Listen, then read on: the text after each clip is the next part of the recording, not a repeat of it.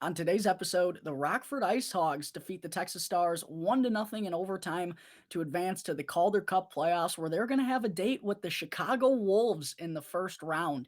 Then, Barry Trotz was fired by the New York Islanders this morning. Should the Blackhawks be doing everything in their power to make sure Trotz becomes their next head coach? Plus, to wrap up the episode will be our weekly Mailbag Monday fan segment, where I answer a question from a couple of lucky listeners right here on Locked On Blackhawks.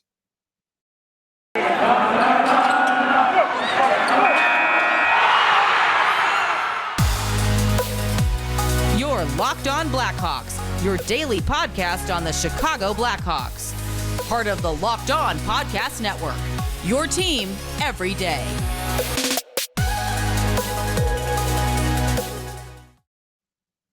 Welcome in to the Locked On Blackhawks podcast, your daily podcast on the Chicago Blackhawks. Today is Monday, May 9th. I'm your host, Jack Bushman. You can find me out on Twitter at JackBushman2, or you could also go and check out my Strictly Blackhawks account at Talkin' Hockey for all the latest Blackhawks news and updates. And if you're listening to the audio version of today's episode and you like what you're hearing, then please go and show some support first by following the podcast, which will only take a quick couple of seconds. Literally just a quick click of the button will help me out tremendously. Go and leave the show 5 stars if you like what you're hearing today as well. And if you're tuning in through Apple Podcasts or through Spotify, then feel free to leave me a review. I always greatly appreciate hearing from my tremendous listeners out there. And best of all, it's 100% for free wherever you may be listening to your podcast, whether that be through Apple Podcasts, Odyssey, Spotify, Google Podcasts, etc. It's all 100% for free. And if you go and follow the show right now, then you'll be able to get the latest episode as soon as it comes out each day.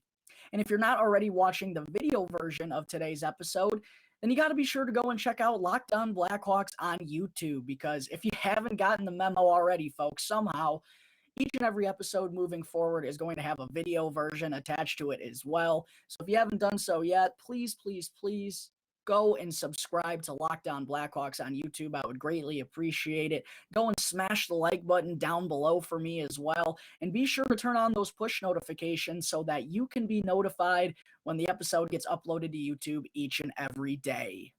All right, good afternoon, everyone. And as always, thank you all for joining me on another episode of Locked On Blackhawks, your one-stop shop for all things Chicago Blackhawks, and for making the show your first listen here to start off the day. Real quick, before I get into the good stuff, folks, I got to remind you all that today's episode is sponsored by BetOnline, which is both the fastest and the easiest way to bet on all your favorite sports and Vegas casino games here in 2022. BetOnline, where the game begins. All right, to open things up here this afternoon, let's begin with the Rockford IceHogs defeating the Texas Stars 1-0 in Game 2 on Friday night, putting them into the first round of the Calder Cup Playoffs, where they will be taking on the local Chicago Wolves in a best-of-5 series. It should be a ton of fun to see those two of the Illinois AHL teams battle with one another here in the first round. And I believe I'm actually going to be in attendance for either Game 1 on Thursday or Game 2 on Saturday at the Allstate Arena. But getting into Friday night's Game 2 against the Texas Stars, I have to start off by saying what an incredible performance we saw from Arvid Soderblom and net for the IceHogs. He was nothing short of tremendous in that game, pitching a 36-save shutout, really the only reason why Rockford won in overtime. And he also ended up stopping 69 of the 70 shots that he faced in this mini play-in series. And for Soderblom, we've seen the progression be unbelievable this year. Coming over to North America, his first season here, and he's been rock solid all year long, co-MVP of the team. And with the way he's been playing so far in this postseason and all year long, as I said, he's just been jumping up my prospect rankings for the Chicago Blackhawks. And honestly, I was talking to some of my buddies about this on Friday night after the IceHogs got the victory in OT. Soderblom might be the Blackhawks' top prospect aside from Lucas Reichel. It's probably either him or Ian Mitchell. And honestly, with what Soderblom's shown us at just 22 years of age, and of course, goaltenders usually take a little bit longer to progress than any other position. But what we've seen from him, again, in his first year in North America at just 22 years old, it's been absolutely remarkable. And I'm super stoked about his future with the Chicago Blackhawks one day. It looks like he could be in line to serve as the backup next year. Probably undoubtedly going to get more NHL experience than he saw this year. He himself probably wasn't even expecting to be up playing with the Blackhawks this soon. But man, am I excited about Arvid Soderblom, and I can't wait to see what he's going to do down the road in Chicago. And obviously we have Drew Commesso in the prospect pool as well, but to have Soderblom and Commesso, I mean, that puts the Blackhawks goaltender department, I think, in a pretty good spot moving forward. Obviously, we're still kind of guessing as to what Commesso is going to be at the NHL level, but so far through college and through when he's gotten opportunities to play with the United States and when he was playing with the U.S. national team before college, I mean, he's been tremendous every level we've seen him at so far. So that gives us confidence that hopefully he's going to be able to do the same down the road as well. But I think the Blackhawks goaltender department, maybe not in good hands for next year, but a couple years down the road, I think they're going to be sitting pretty with both Soderblom and Commesso in the pipelines, and also Jackson Stauber, who we haven't seen anything from yet, but he put together a really good college career with Providence. So again, I think the Blackhawks goaltender position is in good hands, and Arvid Soderblom showed us why exactly that is on Friday night. Again, pitching a 36 save shutout. And throughout the majority of this game, the IceHogs they were getting outplayed, to put it simply, especially in the early going. As I mentioned on Friday's episode, I expected the Stars to come out with some desperation, some extra pep in their step, being on the brink of elimination. And that's what happened. They absolutely took it to the IceHogs in the early going. In the first period, they outshot Rockford 16-3. After 40 minutes, it was still 27-15, I believe. But thanks to Soderblom standing on his head, making a couple of enormous saves, the game was still scoreless in Rockford.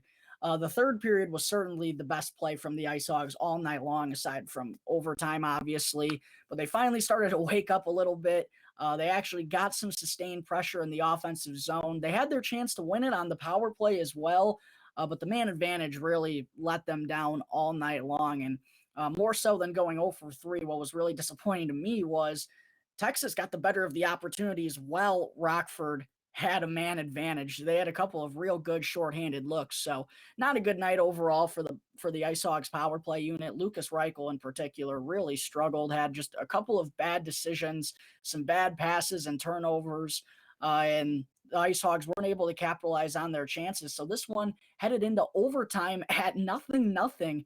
And then not even a minute into the extra frame, Isaac Phillips sets up Dylan McLaughlin, who, by the way, was one of the few IceHogs who actually seemed to be playing well throughout regulation. There weren't very many, but McLaughlin was probably the most impressive IceHog during the opening 60 minutes.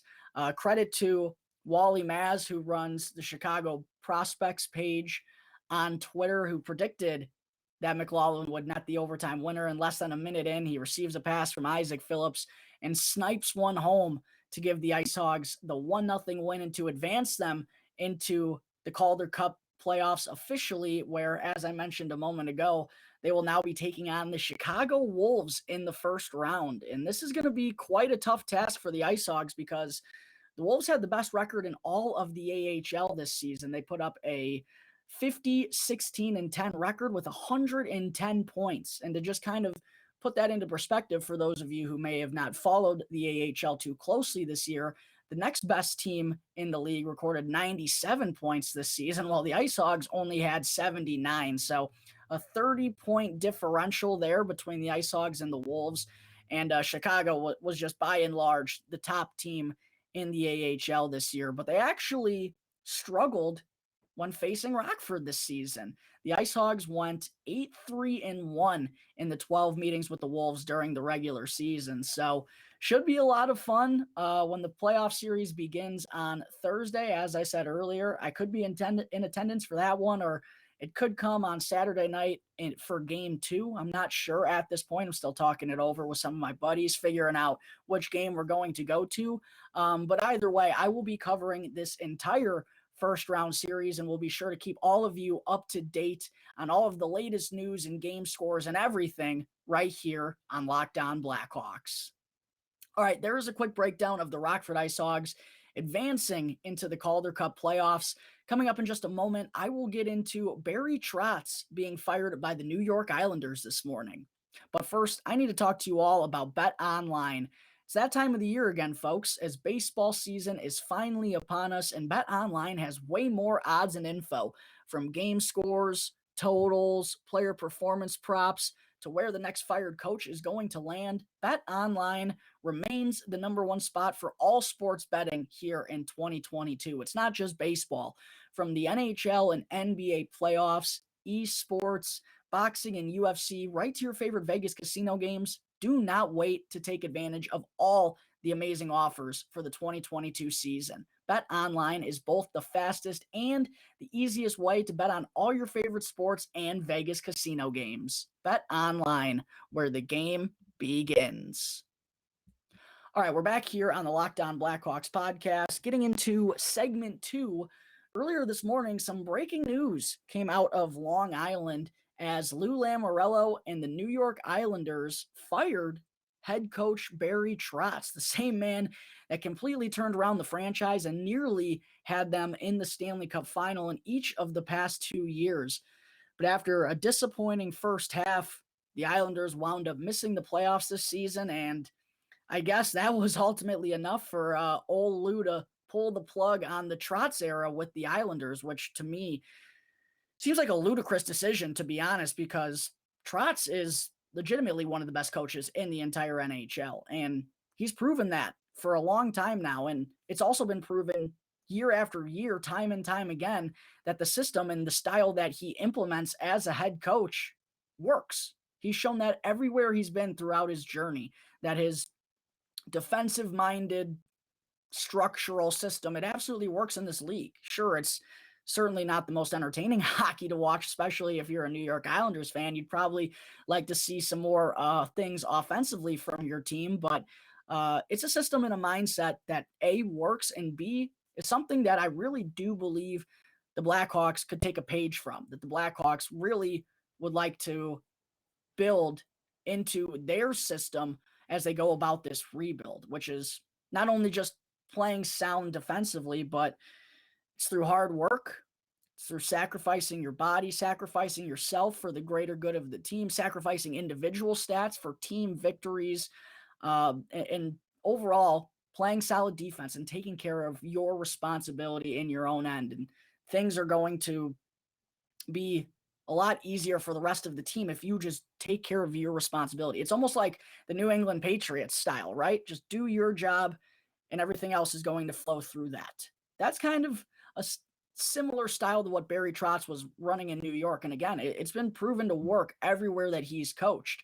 Going back to his days with the Nashville Predators, where he was there for actually a whopping 15 years, his schemes and the way that he played gave other teams fits. And one of those teams was the Chicago Blackhawks. Sure, the Hawks ended up getting the last laugh, and obviously were the superior team throughout that era. But you got to remember, in 2010, the Predators were seconds away from nearly having that series locked up before Patrick Kane went on to do what he did, and then Marian Hossa proceeded to do what he did in overtime. But they were right there, and Barry Trotz always had that Nashville Predators team competitive. They were always finding themselves in the thick of things, and that's, the Blackhawks would kill for that right now. But Trotz, after having many successful years with Nashville, he went on and joined the Capitals, and his 4 years there found a ton of success, led the team to 3 division titles in those 4 years, and also helped Alex Ovechkin finally get that Stanley Cup in 2018. And then kind of surprisingly, after winning the Cup, Trotz left Washington to go take on a job with the New York Islanders. And then in his 4 years there, had them, turn things around in a hurry, had that team in the conference finals in each of the last 2 years, where They fell to the Stanley Cup champion Tampa Bay Lightning, which no shame there. That team was absolutely loaded and they beat everyone. So Trotz had them they were in Game 7 last year. I mean, they were as close as anyone was to beating the Tampa Bay Lightning. He was also a Jack Adams Trophy winner for the best coach in the entire NHL.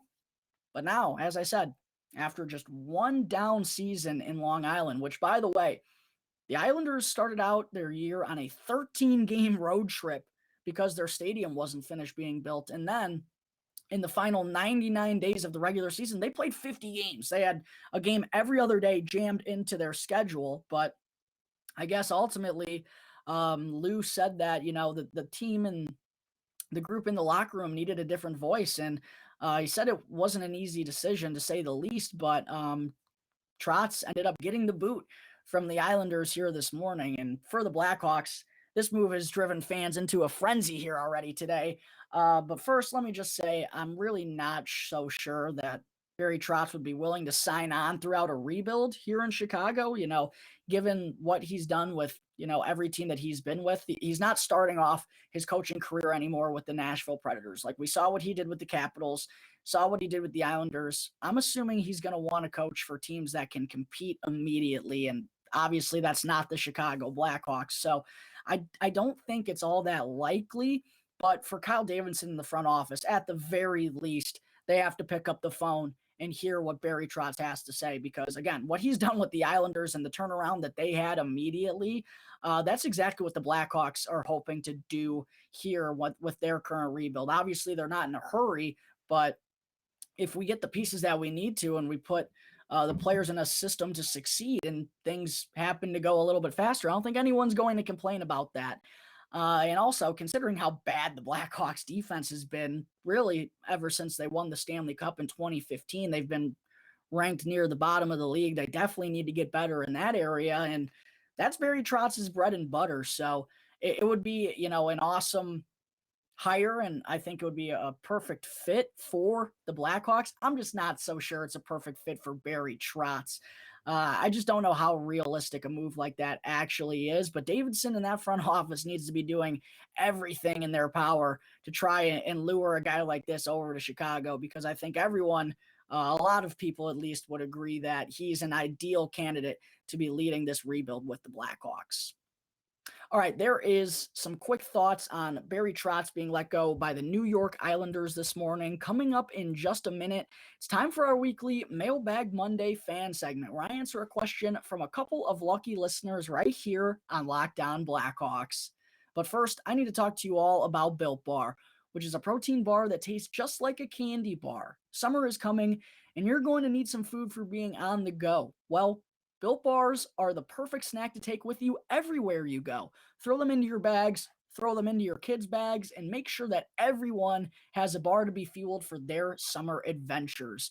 And the best part about Built Bars is that they're both healthy and delicious, so there's no more sacrificing delicious food for health. Because with Built Bar, you can have both. You can get the best of both worlds. And have you tried Built Bar Puffs yet? Because if not, then you're seriously missing out on one of the best tasting protein bars on the market. With flavors like banana cream pie and cinnamon churro. Who wouldn't want a cinnamon churro protein bar? I personally got to try it. Literally tastes like a roasted marshmallow with cinnamon on top. It's actually amazing. And best of all, they're only 140 calories and have 17 grams or more of protein. So head on over to built.com right now and use our promo code LOCKED15 to get 15% off your next order. That's built.com with the promo code LOCKED15, one word locked in all caps, followed by the number 15 to get 15% off your next Built Bar order. Welcome back to the Locked On Blackhawks podcast. I'm your host, Jack Bushman. Moving on into segment 3 today. Before I wrap things up, I still got to answer a question from a couple of lucky listeners out there as part of our weekly Mailbag Monday fan segment. First question I wanted to answer today comes from @LucasReichelSeason on Twitter, which is a great Twitter name, who asked, "Are you nervous for Tuesday's lottery?" Yeah, I sure am. And the Blackhawks currently have a 7.5% chance at landing the top overall selection in the 2022 NHL draft. And I'm not 100% sure on this number, but I'd guess probably somewhere between a 10 and 15% chance of landing inside the top two.